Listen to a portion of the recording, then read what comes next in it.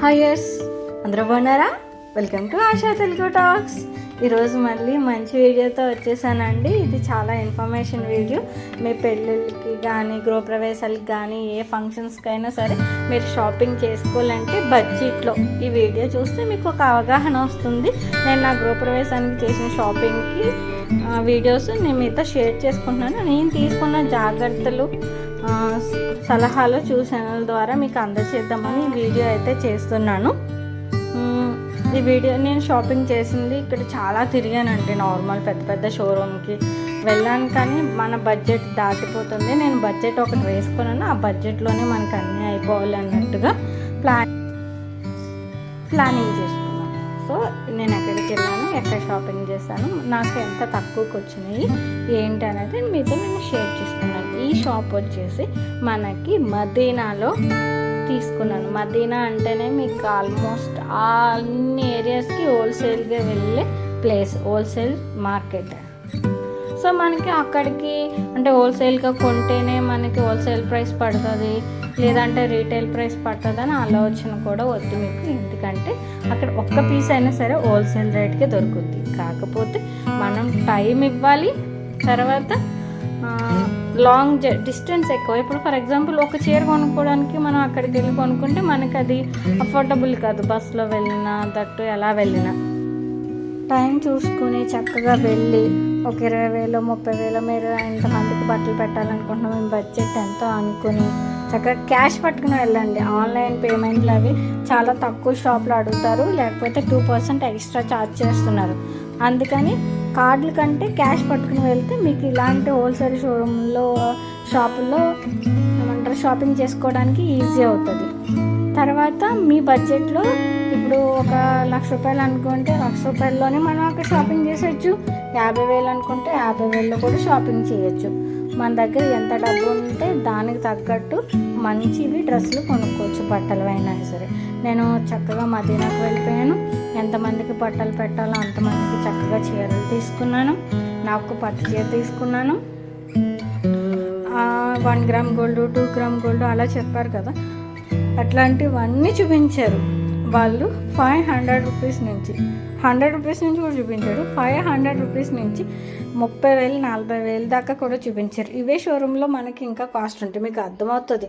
ఎందుకంటే wholesale shop నుంచి retail షాప్కి వెళ్ళేసరికి ఆ ప్రోడక్ట్ డబల్ అయిపోద్ది. ఎందుకు షోరూమ్ ఛార్జ్ చేస్తారు, అందులో సేల్స్ బాయ్ సేల్స్ గర్ల్ అంటే వాళ్ళ ఛార్జీలు వేస్తారు, ట్రాన్స్పోర్ట్ ఛార్జెస్ వేస్తారు, ప్రతి సారీ మీద వాళ్ళు అవన్నీ వేస్తారు. ఫర్ ఎగ్జాంపుల్ మనం ₹100కి వాళ్ళు చీర కొంటే మన చేతికి వాళ్ళు ఇచ్చే ప్రైస్ ₹250, అంటే ₹150 ఎక్స్ట్రా ఛార్జ్ చేస్తారు.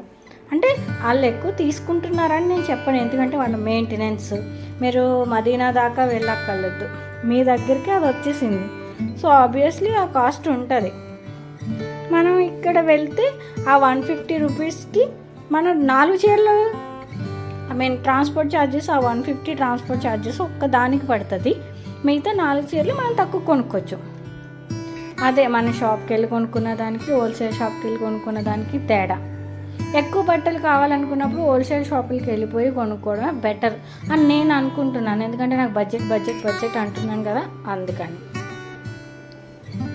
నేనైతే మొత్తం గృహప్రవేశానికి సంబంధించిన అన్ని బట్టలు, బ్లౌజ్ పీసులు, తర్వాత ఇంకేమేమి కావాలో అన్నీ ఇక్కడే కొనేసాను. చక్కగా నాకు తక్కువలోనే మొత్తం అన్నీ అయిపోయినాయి. మీకు ఈ వీడియో హెల్ప్ అవుతుందేమో అని నేను ఈ వీడియో మీకు షేర్ చేస్తున్నాను. మీకు ఏమన్నా డౌట్స్ ఏమైనా ఉంటే నాకు కామెంట్ సెక్షన్లో తెలియచేయండి, అన్నీ క్లియర్గా చెప్తాను.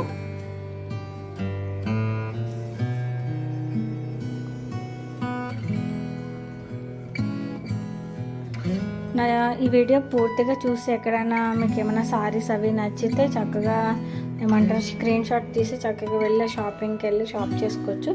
ఈ షాప్కి యూట్యూబ్ ఛానల్ కూడా ఉంది, నేను అది లింక్ డిస్క్రిప్షన్లో ఇస్తాను. చక్కగా అందులోకి వెళ్ళి కాల్ చేసి మీరు ఆ షాప్ ఎక్కడుంది ఏంటని వాళ్ళతో ఫోన్లో మాట్లాడుకొని డైరెక్ట్గా వెళ్ళి కొనుక్కోవచ్చు. ఇది ఒక్క షాపే కదా, ఇలాంటివి 100 షాపులు ఉంటాయి అక్కడ. నేను ఒక వీడియో చూసి దాన్ని బట్టి అలా వెళ్ళిపోయి కొనేసాను. మీరు ఆ షాప్ అనే కాదు ఏ షాప్కైనా ఒక 4 షాపులు తిరగండి, ఏ షాప్లో మనకి తక్కువకి వస్తుంది, ఏ షాప్లో కొత్త కలెక్షన్ ఉంది అనేది చూసుకోండి, చక్కగా షాపింగ్ చేసుకోండి.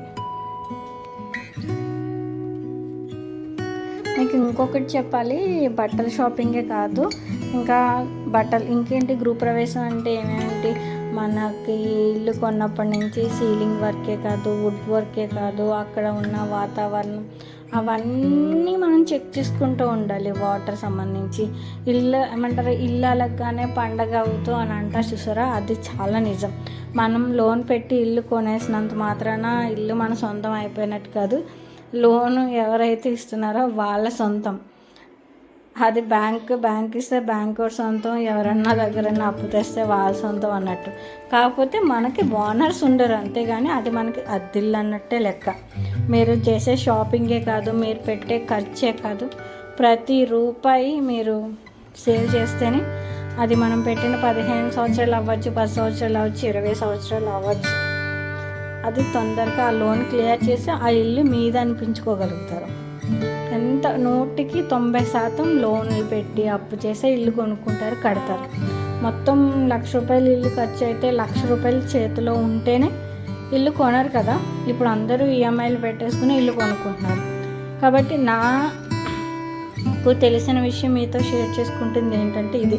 మీరు ఖర్చు పెట్టేసి గబగబా ఉన్నాయి కదా ఒక ₹1,00,000 ఖర్చు పెట్టేసి ఏదేదో చేసేసి తర్వాత నేను 2-3 నేను ఇల్లు కొనే ముందు చాలా ఆలోచించాను.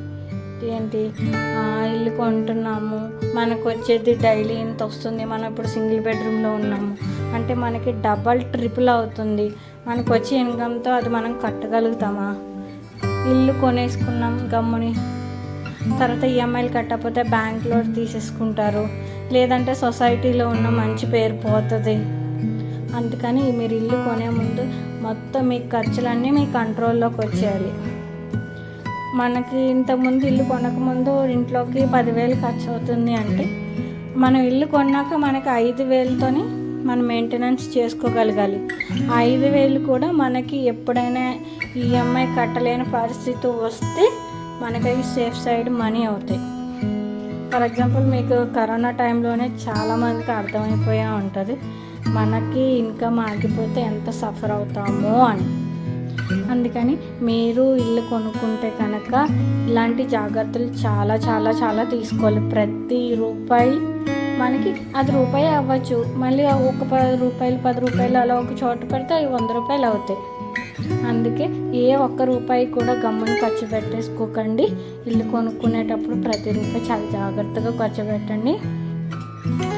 అవసరమైన వస్తువు మాత్రమే, అవసరమైన చోట మాత్రమే మీరు డబ్బులు ఖర్చు పెట్టుకోండి. అలాంటప్పుడే మనం ఇల్లు కొనుక్కున్న దాన్ని నిలబెట్టుకోగలుగుతాము. ఇల్లు కొనుక్కున్నాం కదా దాన్ని వుడ్ వర్క్ చేంజ్ చేసుకోవాలి. ఇల్లు కొనుక్కున్నాం, మనకి ఇల్లు పెద్దది ఉంది, డైనింగ్ టేబుల్ కావాలి, పెద్ద టీవీ కావాలి. ఇవన్నీ ఏంటంటే మనిషికి ఒకటంటూ సాటిస్ఫై ఉండదు కదా. ఒక వస్తువు తర్వాత ఒకటి అలా కావాలనిపిస్తూనే ఉంటాయి. కానీ మనం ఏదైతే కొనుక్కున్నామో అది మనది, మనం ఎవరికి సమాధానం చెప్పక్కర్లేదు అనేటప్పుడు మనం ఎంత లగ్జరీ లైఫ్ అన్నా లీడ్ చేయొచ్చు. ఏ వస్తువు అన్నా మనకి ఇప్పుడు డైనింగ్ టేబుల్ మీద కూర్చుంటేనే అన్నం తిని డైజెషన్ అయితే అవ్వదు కదా, చక్కగా కింద కూర్చుంటేనే డైజెషన్ అవుతుంది. డైనింగ్ టేబుల్ ఏంటంటే వచ్చిన వాళ్ళు ఎవరైనా చూసే వాళ్ళకి వీళ్ళకి డైనింగ్ టేబుల్ ఉంది అని చెప్పుకోవడానికి, అంతేగాని డైనింగ్ టేబుల్ నెసెసిటీ కాదు. అలాగే సోఫా అయినా, అలాగే పెద్ద టీవీ అయినా, ఏదైనా సరే. నేను ఇల్లు కొనుక్కున్నప్పుడు తెలుసుకున్న జీవిత సత్యాలండి. నాకు నా పెద్దవాళ్ళు చెప్పినవి ప్రతిదీ నేను ఆచరిస్తూ ఉన్నాను. ప్రస్తుతానికి ఓకే, నేను ఇల్లు కొని 7 months అవుతుంది. ఇప్పుడే అప్లోడ్ చేస్తున్నాను ఈ వీడియోస్ అన్నీ. అంటే ఏ వస్తువు అన్నా రివ్యూ చేస్తేనే కానీ తెలియదు కదా. నా మాటలు కానీ మీకు నచ్చినట్టయితే ప్లీజ్ లైక్ చేసి, షేర్ చేసి, సబ్స్క్రైబ్ చేయండి. మర్చిపోకండి. ASHA Telugu talks. Have a good day.